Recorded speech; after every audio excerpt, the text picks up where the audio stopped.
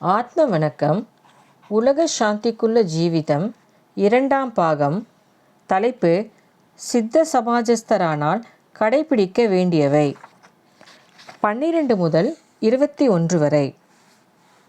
12 சமாஜஸ்தலத்தை இடத்தை விட்டு வெளியே போய் வசிக்கக்கூடாது. ஆசிரம தலைவரின் அனுமதி சீட்டு இல்லாமல் வெளியே போகக்கூடாது. 13 கிரிமினல் கேஸிற்கு போகக்கூடாது. 14 சாட்சி சொல்வதற்கு இடம் கொடுக்கக்கூடாது.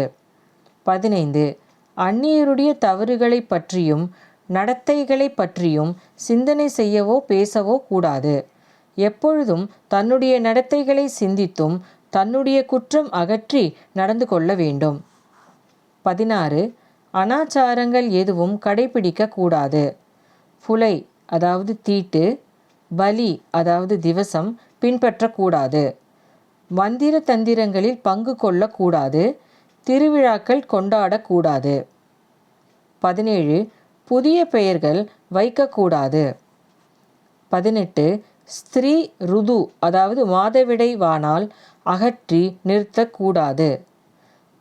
19 உணவு பண்டங்களை வியாபாரம் செய்யக்கூடாது. 20 நோயாளிகளை எப்பொழுதும் கவனித்து அவர்களுக்கு வேண்டிய சேவை செய்ய வேண்டும். 21 எல்லோரும் சமமாகவும் சுதந்திரமாகவும் வசிக்க வேண்டும்.